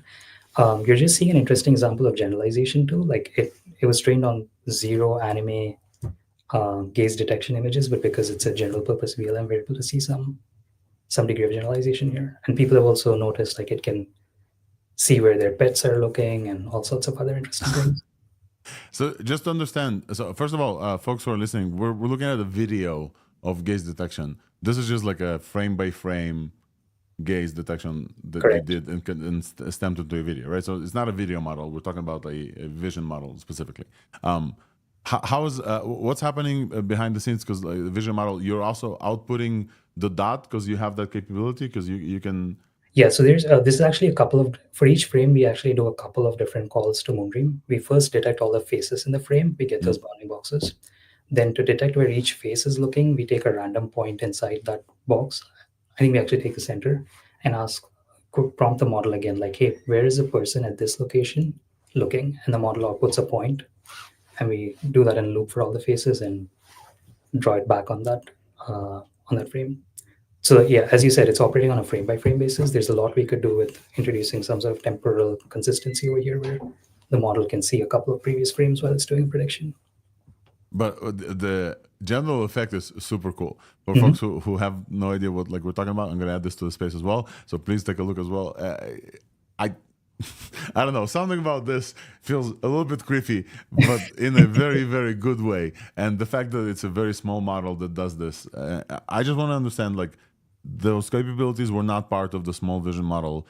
Then Gazelle came out, and then you retrained Moondream specifically, or is this a tool use to Gazelle? This was no. We took one of the training data sets that Gazelle trained on and added it to the Moondream fine tuning mix, and it worked. So from now on, Moondream is now with this capability based on Gazelle's dataset, because Gazelle is also open source. So this is now like just another evolution of Moondream. Yeah, I had this thesis where in the language model space, like there's a lot of convergence. Like pretty much anyone who's doing natural language processing is using an LLM, and the LLM is generating outputs. But in the vision space, there's still a lot of fragmentation. Like you use a different model for segmentation, for gaze detection, for visual question answering.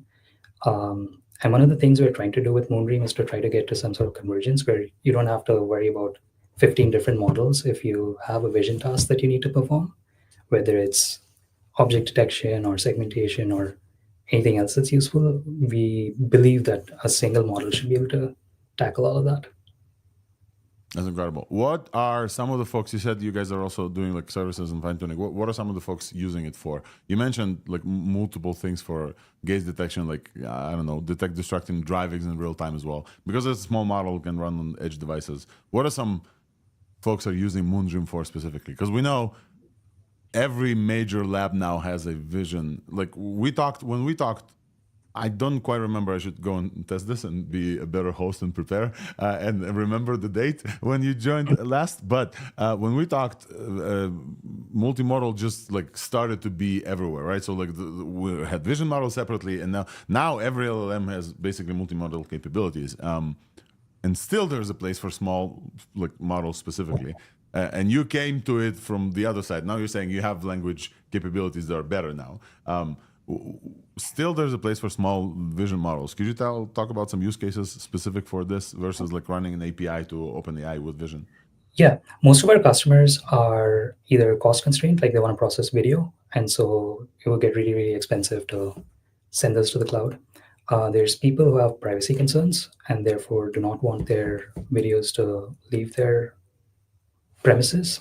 And there's people who need to run on the edge, like a lot of people in manufacturing, oil and gas, surprisingly retail as well. Like it turns out a lot of time the back rooms have really bad internet connections and so on. So the most uptake we're seeing is in those general industries like retail, manufacturing, security, because people want to process camera footage. So yeah, those are the general spaces. It's people who have a need that cannot be addressed by the big models. One of the cool things we did with our 0.5B, like 2B is still kind of big. Like you don't really want to run it in a situation where it's consuming battery in a remote device and you don't have power. So what we did with our 0.5B is we actually started with the 2B param model and we pruned down while picking specific capabilities you want to preserve. So if you know that these are the 3 types of queries you need to run with the model, you don't need all 2 billion of those parameters. And so we're able to very effectively create a custom small scale version of Moondream that runs really, really fast, really low power. And 0.5B was kind of an arbitrary thing we chose. Like you can size it to any device a customer is interested in, working with a couple of people to get some of those proof of concepts out into the wild. We're going to test it out right now, Vic. We're going to test it out right now. Oh, I can't drag and drop, but we're going to test it out right now. As we're talking about this, we're going to test Moondream on our faces as well. What is happening in the scene? And VQA, let's see if it knows what our back office interface looks like. Video conference screen with a group of people participating in a live event. Screen shows multiple participants, including Alex Volkov, Wolf from Ravenwolf, LDJ. Video conference being held over a Zoom platform. Almost, it kind of looks like Zoom. And participants are sharing their content with each other.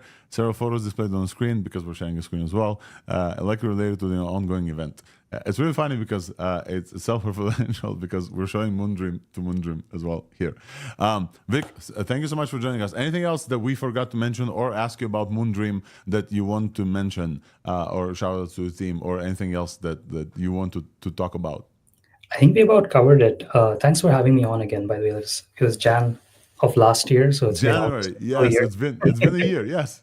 We're in the recap of last year. Last week we talked again with Crew AI with Joao, sorry, and then now we're we're lapping a year. Yes, it's Jan last year. But yeah, very excited. Thank you for having me. Always welcome, dude. Always welcome. Congrats on the new release and the fact that this is now a company. It's very incredible to see folks who are starting with open source and then turn this into a company and keep going open source. So this was again Apache 2, a new release on Moondream. Congrats. We appreciate the fact that you keep doing open source, and folks should definitely check out Moondream. It's incredible that it's a tiny model. It runs super fast on edge, especially with you can now make it even smaller with the set of capabilities that you want, and the fact that it now does all these things, it's quite incredible. Folks, definitely go and try this. There's a lot of interest there, absolutely.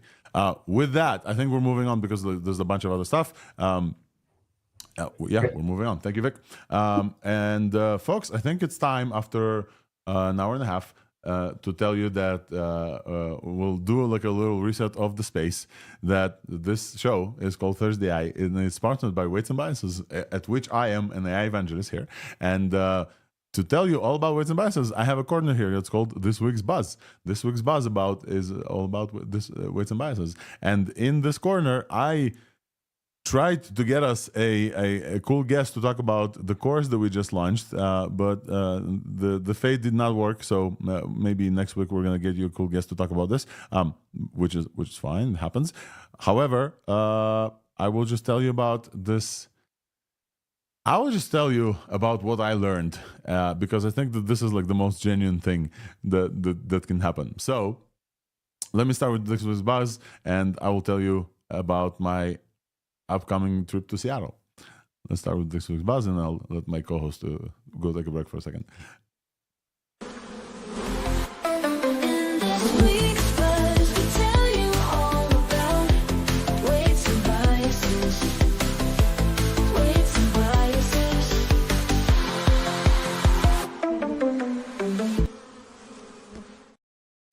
Welcome to this week's buzz, a corner of the show of ThursdAI, where I talk about weights and biases and everything that I learned about weights and biases. And the most important things that I have to share with you today is not going to take too much time. Is that one, our new evals course is live, and you can find it at 1b.me/evals. 1b.me/evals. That's very easy. I'm going to put this on the screen for you, and also add this to the space as well. 1b.me/evals, and then it's a evals course with participation of great co-hosts and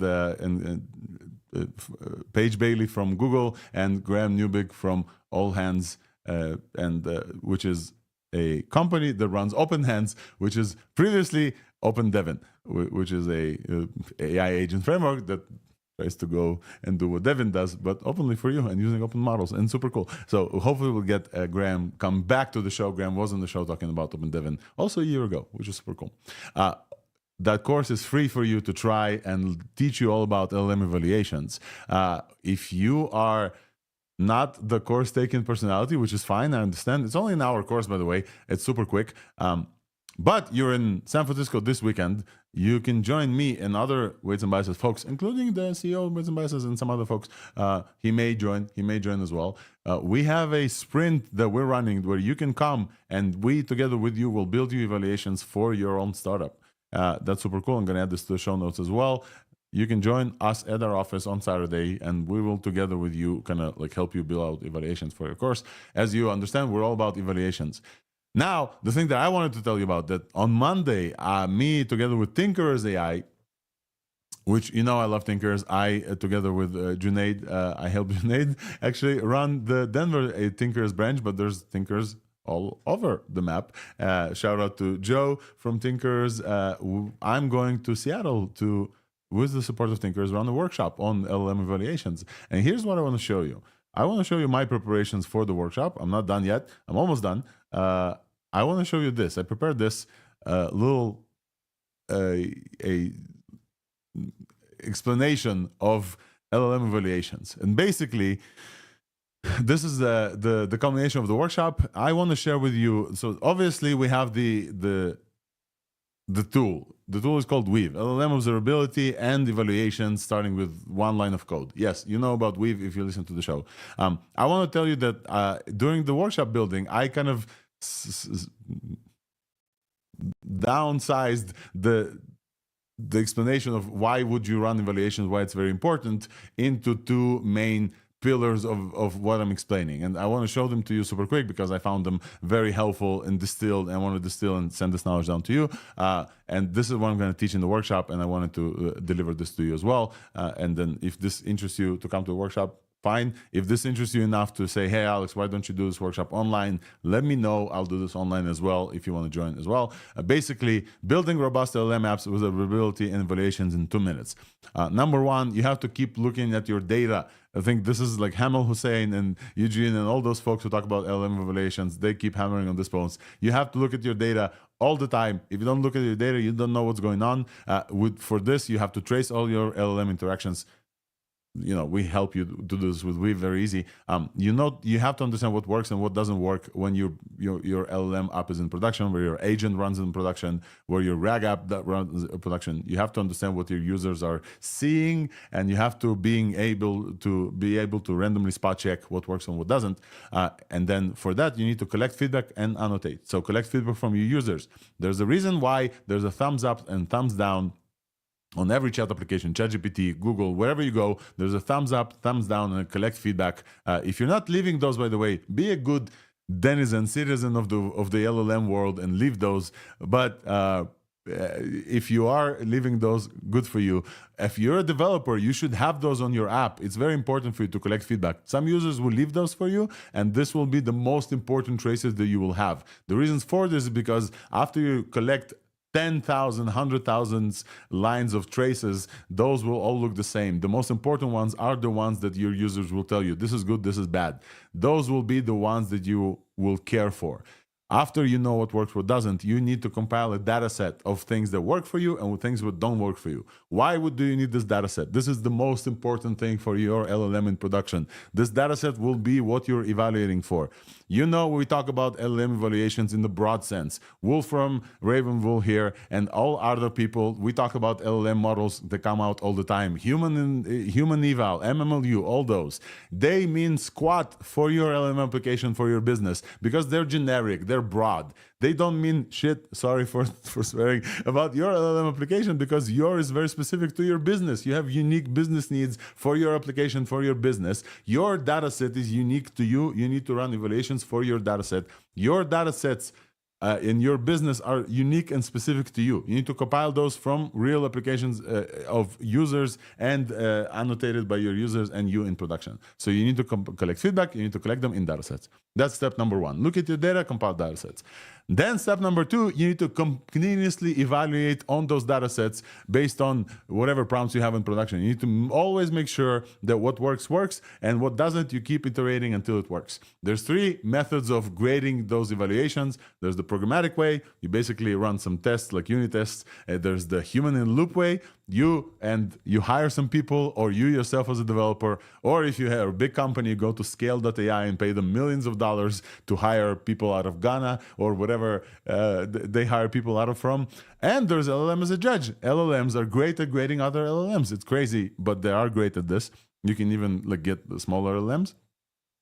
So those are the three main methods, and in the workshop we go about all three of them. And there's an honorable mention here. Vibes evals are also great. Many folks just do only vibes evals. The whole point is don't just do vibes evals, do all three of them. There's three general things about evaluations. There's offline evaluations, you have to keep running them. There's online evaluations, and there's guardrails. They're kind of like all the times there to prevent your application from doing bad things on the fly. If you have those two things, if you continuously look at your data, compile data sets, if you then run evaluations on those data sets, you are now confidently able to iterate on prompts, bring new models into the fold. Like Vic, for example, just released a new version of Moondream. Do you know if you can drop in, replace Moondream to the previous Moondream, if it performs better or worse? Vic just said they trained a new version and it performed better for some things and then worse on other things. Do you know if you can drop in, replace this new Moondream with the previous Moondream? You can confidently do this if you have evaluations. You can test it very easily. You can test new product features. This is the loop. Look at your data, evaluate constantly, then you can confidently iterate on your prompts, new models, and product features in production. Weave from Weights and Biases can help you do all of this together. This is what my workshop is about. If this is interests you at all, check out Weave at 1b.me/tryweave. That has been the Weights and Biases Corner. If this interests you, let me know and give us feedback. It's very easy to get started. As I said, one line of code. And now we're back to our scheduled programming.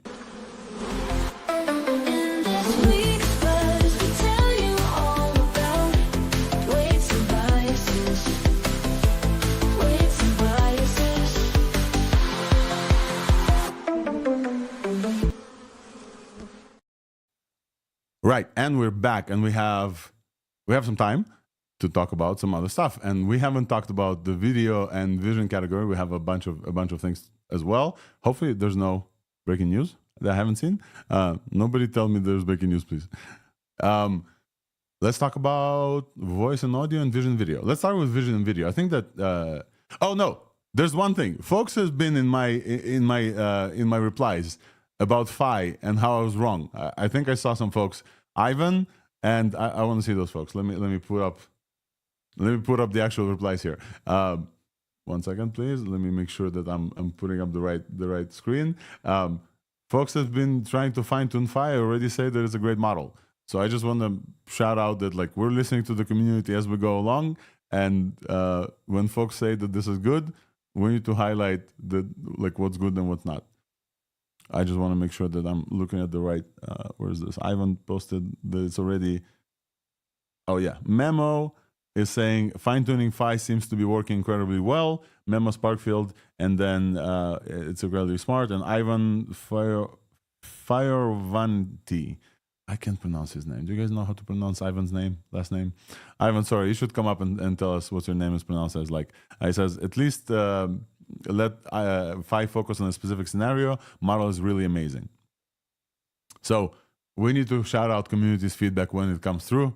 Folks are saying that the model is amazing, and then this is, yeah, definitely shout out for folks who are like replying to the community. So this is one of the best parts of the podcast, when the community interacts, and 100%. we are always open to learn. And yeah, I thought it was a bit harsh when we talked about it. So great to have some positive feedback as well. Yes, 100%. Especially if it like focuses on a specific scenario. And Memo Sparkfield, thank you. We'll add this to the yeah. Ivan is great. Ivan is an incredible dude. Does a lot of MLX stuff.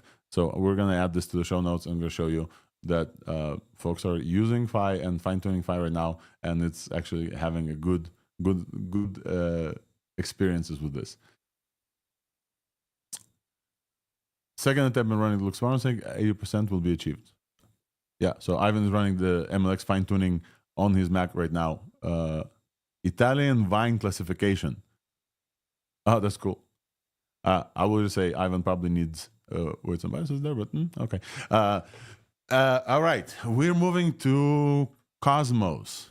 I think that's what I want to talk about next. NVIDIA did release something this week in open source, and those were World Foundation models.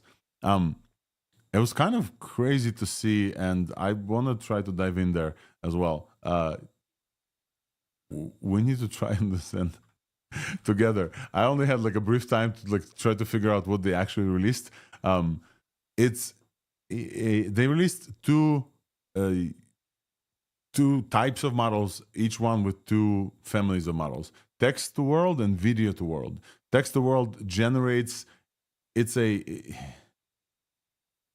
I don't know, folks. Help me out here. It's a physics generating model, kind of similar to like that crazy physics model that we saw, but didn't actually pan out to be a physics generating model. Do you remember that, Wolfram? That everybody got like super excited about, and then eventually like it meant nothing. It was like a physics engine. It always looks like it's a video model when you see the videos, but I think that is just a rendering of what it does, not exactly the output. Yeah. So they released 4 autoregressive video to world models and diffusion-based video to world models, and then content safety layer. Let's read Merv's. If you guys don't follow Merv from Open Hugging Face, you should 100% follow Merv. She's incredible. Let me add her tweet thread here so folks can follow what we're reading as well. World Foundation models, WFMs, they are pre-trained on open world video data. And so when I read like Jim Fan is doing robotics at NVIDIA, he basically said that like open world video data is really hard to come by. You have to like actually from first person perspective with robotics to take that to tape a lot of video. It's really hard to come by. And so the release of these models is going to help robotics to create synthetic data. Just like we talked with Phi getting created from synthetic data from text, and just like we know that the text on the internet is basically done, but synthetic data is coming in there, and the models keep training and getting better based on synthetic data. Real world synthetic data for robotics is really hard to come by. These models are created so that you can continue to train robotics with synthetic data generated with diffusion models, with like video models on those specific tasks. They have videos on robots doing laundry, or like doing dishes. That generate doing dishes. It's quite something. So they released a few models like this. Let's look at some of those. And let's see what else we can talk about here. So this is a generated video. This video is a first-person perspective from a viewpoint of a large humanoid robot navigating to a chemical plant. Robot is equipped with a camera mounted on its head, providing a view of the surroundings. The environment is industrial, large metal structures and shelves filled with various boxes and supplies. So these models like generated like specific video from robotics, and also they have AIs that improve the prompts. They also have a video improvement models where they take videos of those worlds basically, and they make them look like real worlds. I find it hard to explain. I want to show an example. Let me show an example and then talk about this. So the output is video. So they are just not movies, but video clips of actual, like you would see it when you put a camera on a robot, on a person. Yeah.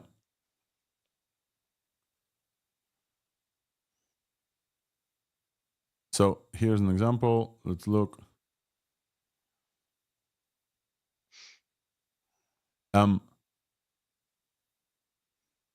Yeah, I think that's pretty much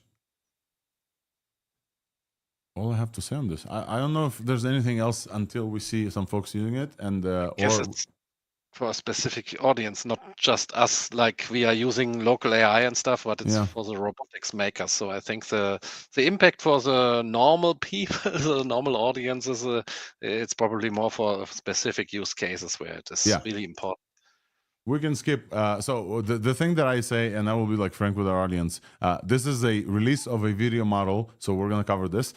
The thing that I said in our group chat is we need a robotics person to explain to us why this is important. None of us are, but like it's definitely the reason why it's important is because of like humanoid robots are like 1X and Figure and obviously Optimus, and those are trained on those specific videos to perform those tasks, and this generates synthetic data for those robots in forms of video to train those robots, and NVIDIA releases models to create those videos synthetically. But the thing that I sent to all folks in our group chat is that we need a robotics person, a robotics expert, like we have expert for LLMs, for trainings, for video models to join us. So hopefully the call was made to the wild. If you guys have recommendations for which robotics person we should add to our chat here so that we'll have them, please let us know. Alternatively, send us some robots and we become the robot experts. That's true. That's true. Yeah, 1X can send us a robot or Figure. I actually reached out to somebody from 1X for a robot as well. We're moving on to the next thing that I want to chat about is latent sync lip sync model, which was super cool. From ByteDance, latent sync. It came out January 4, so like almost exactly a week ago. I think it came out. Yeah, it came out like a week ago. I think it's a state of the. It's always cool when we get like a state of the art lip sync model. Those are usually in the area of like bigger companies like HeyGen and some other like avatar generating companies. And ByteDance just released one that is like basically. I think it's also super quick to run. They also released a paper with it. Audio conditioned latent diffusion models for lip sync. I'm pretty sure that they use stable diffusion for that. And the quality of this is quite insane. Wolfram, have you seen the responses for this? I have seen it, and I think that's another component that fits perfectly with the other stuff we've seen. We've talked about it before, about the TTS model. We have talked about the Hello 3. Yep. And so that is not real time because it takes a longer time to generate the videos. And the lip sync is a great step when you can just use it now and create real-time video of response. That's the TTS outputs. So those components put together allow real-time interaction with an avatar, which is great. Yeah. So this one. So the models are still like quite big. So real time is hard. So as we always say, like there's like the stuff the open source. It gets released, gets like pruned and distilled and gets smaller and smaller to the point where we had Vic and the vision model runs locally on tiny device, like half a billion parameters. You can combine this with a smaller version of something else and build a pipeline that runs almost near real time. And then obviously you have something like OpenAI advanced voice model that runs nearly real time, but that's like a huge model that runs on their like devices. This one requires 6.5 gigabyte VRAM, so looks like it can run like fairly fast. I don't know if like on consumer hardware. Looks like FAL already has this running on their playgrounds as well. Replicate looks like already implemented this as well. Why wouldn't they? It looks cool. The thing that most I noticed about this model when it kind of blew up is that many people shared the original video. So this tweet is announced it like the first, and then many people just like hit this thing and then shared post video, and then many people shared the original video that was lip synced to something else, and then people thought that the original video is the lip sync video, and there's like, whoa, this AI is crazy. But no, this was the Russian speaking. I think this was the original video. And then this was the English speaking one. So latent sync from ByteDance, which is like Wolfram, like you're saying, all three things in voice and audio are kind of connected as well. The second thing is Hello 3, which was released today. Literally as we started the show, I think it was released from CU. I think CU was in the space for a bit, right? Actually, he joined. I believe he joined for a bit because we said we're going to talk about this. Lifelike dynamic avatars and Halo 2 we mentioned before. Halo 3 is now generating real life avatars or like realistic avatars with dynamic backgrounds as well. I believe that they're also doing lip sync, but also full animation of avatars. So this is a picture to a talking avatar with lip sync, not only lip sync. So this is not unlike the previous one, which is you take an existing video, you provide a different sound, and that existing video talks like that sound. So, for example, the previous technology you would use, like something like Lex Friedman and Zelensky's interview that just came out. The previous technology, you would use that model, the lip sync model, together with a TTS of both of them to translate and make it look like they're speaking the translated language. This one, you would create a new fictional Lex Friedman, a completely generated avatar, and then you would create a avatar of those, right? This is for Halo 3. I hope I didn't confuse people with my analogies. So Halo 3 is a dynamic, realistic portrait animation, and the new stuff here is, Wolfram, what is the new stuff here? The background especially. So it usually didn't affect the background, just model the face. It moved a bit, but that is a new thing that also the background is animated and it's more alive. And it takes more memory. I tried to create a video and post it, but my 48 gigabyte of VRAM do not went enough for the new model. The old one worked, but the new seems to take more VRAM.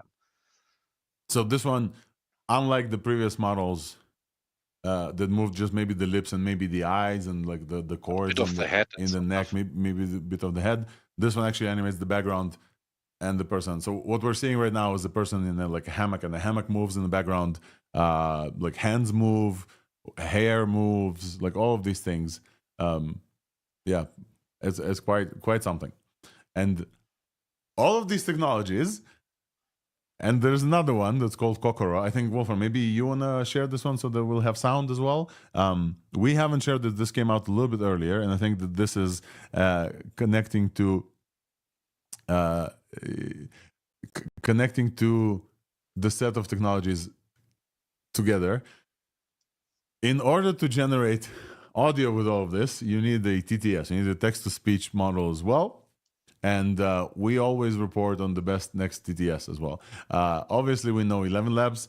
By the way, I just want to say, Wolfram, while you pull up, I listened to the full Lex Friedman, Volodymyr Zelensky interview, and I recommend folks listening to this as well. What an incredible job, just technically, is done by 11 Labs there. And what a great time we're living in AI, where a person...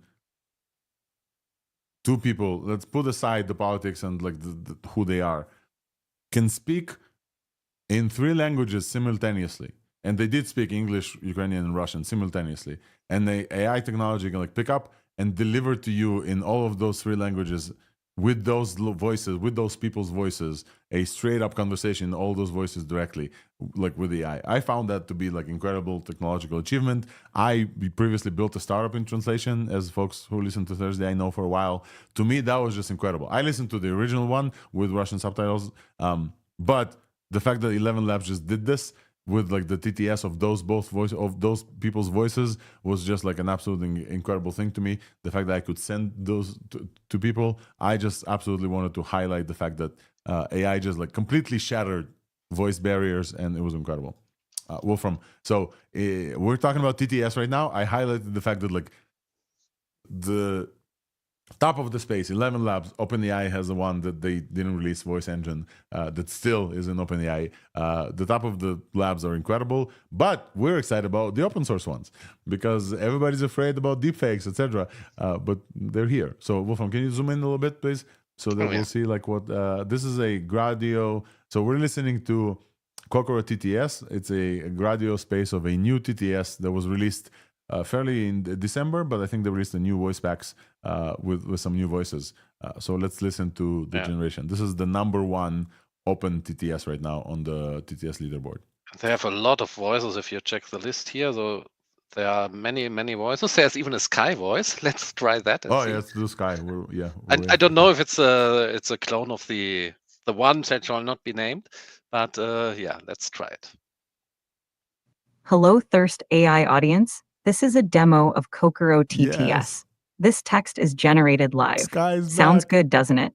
Yes. Hi, Sky. That's nice. Don't share too much, or it gets taken away. I hope they don't. I don't think it's gonna take it away. I don't we think can Scarlett download Johansson. it, right? We can download it. Yeah, we can download. So download it while it's hot. Hello, ThursdAI audience. This is a demo of Kokoro TTS. This sounds This so text good. is generated live. Sounds good, doesn't it? It Oh, yeah, sounds it good, does. man. The Sky voice is exactly the Sky voice. Hello, It's a ThursdAI 0.1B. audience. This is a It's hello. what? It's a 0.1B model. This Are- will just run on web GPU, like on a CPU. Are you serious? A 0.1B. Yeah, this is crazy. How? I just downloaded the whole thing. Yeah, it's 82 million parameters. Yeah. So in float 16, it's 160 megs, and I think they released float 32 points, so they're like 300 megs. This thing is tiny. This is a major achievement, I think. That's crazy. The quality is crazy. The thing that I went to the Hugging Face, it says the following can be run in a single cell in a Google Colab, and it just like pasted all of it. It's 82 million parameters, folks. It's like it's nothing. It's basically nothing, and they have Sky in there as well. What is the cloning thing? How do they clone? They raised the voice pack, so it doesn't look like you can clone things. It's No. just they train the voices, right? Yeah, that was a criticism that you can't clone your own voices. So yeah, I read the author is working on a new version or even a successor of it, and then it will be a feature of that, I guess. And But this is great. Implementing this. I'm implementing this me today. too. yeah. This is going straight into whatever people are using. The good news also, there's another project on GitHub. We put it in the show notes where you can have an OpenAI compatible API layer in a Docker container. So you can really easily run this and use it with your own systems. So other things in terms of using this, Apache license, so you can actually use this wherever. Not only that, it's a Apache 2 license on the weights, MIT license inference code, so you can just like use this. Not only that, it says Kokoro is trained exclusively on permissive, non-copyrighted audio data. So Scarlett Johansson can talk to her lawyers all she wants. The Sky voice, I don't know how they got the Sky voice, including permissive, non-copyrighted audio data, but you're not gonna get sued when you're using this because you're using this. If anybody, you can point this. Yeah, LDJ, go ahead. LDJ, I think you had a hand up, and if not, we're gonna move on. They said examples of non-copyrighted audio include public domain audio, audio licensed under Apache MIT license, and synthetic generated by TTS models. Can you hear me now? Yes. Okay, sorry. Yeah, I was double muted. I was going to mention there's another cool project called Mimic 3 as well that it's also I think around like 20 million or 50 million parameters, and that's pretty good too. This is like a little bit newer and better quality, this Kokoro one. But if you want even like faster like inference and stuff, I think Mimic 3 is something people should check out as well. Yeah, Yep. we talked about it, I think. Mm-hmm.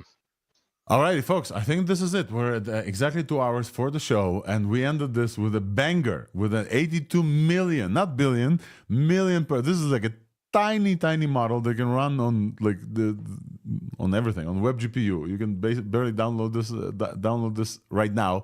Instant download this as we talked about. You can have the Sky voice back, Sky from OpenAI, the voice that they took away from us. You can get it back and then generate this. We'll actually generate the opening for the podcast probably with this voice, and yeah, that's what's gonna happen. Thank you everybody for joining wherever you joined the podcast. If you joined at any point in the middle of it, reminder that you can listen to the whole show everywhere where you get your podcasts. Just go to ThursdAI.news, and then you will have all of the show today. Thank you for the guests that we had today. Thank you, Oliver, for joining us previously and talking about MetaGene1.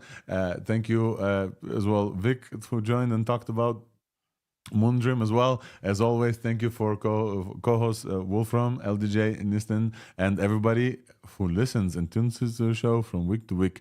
Without you guys, this has not been possible, and it's really fun. I also, as always, want to highlight the fact that this show was not been possible without Weave from Weights and Biases. And if you are listening on Twitter Spaces, please give Weave a follow.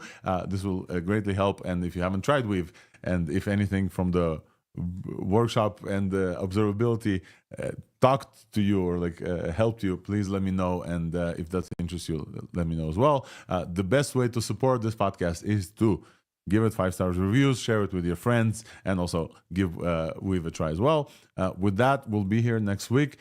Hopefully, what Swix said in the beginning, where this is the calm before the storm, is going to happen. I'm going to be in San Francisco this weekend, and then in Seattle this next week, and then back home. So the next show is going to continue as usual, and hoping for big news by the next week. With that, it was great to hang out with you this week, and then we'll see you next week, everyone. Bye-bye. Thank you. Have a great day. Thank you. Bye, everyone. Bye.